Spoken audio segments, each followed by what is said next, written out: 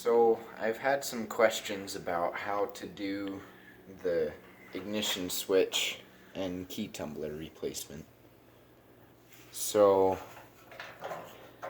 here you stick the key in, turn it to accessory, and then I just get like these nozzle cleaners, some sort of pin to push in that little hole right there. So you turn it to accessory and it's spring loaded in there. Push in, turn a little bit, and then your tumbler comes right out. Turn which way? To the left. And then with this, you push down so this doesn't move your little bezel, reach behind and push the two things together. The ignition switch is spring loaded and you rotate it. If you're looking onto the dash, you rotate it clockwise. If you're looking from the back, counterclockwise. And it comes right out. And to put it back in, it's just the opposite.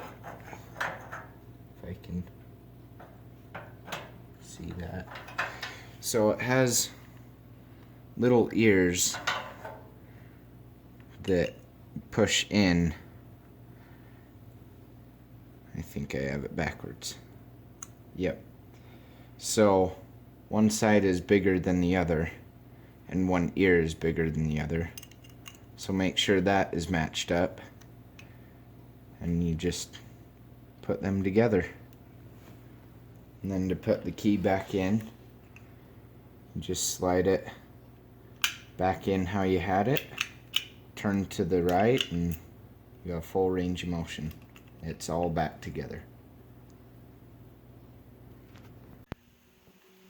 So just for fun, since this channel is called Cars and Airplanes, I'm gonna put a little clip here of my dad landing our Tumbler, so this kind of plane on my shirt or hoodie, at my grandpa's property in southern Utah, a dirt runway landing. It was pretty slick and I think it was pretty cool.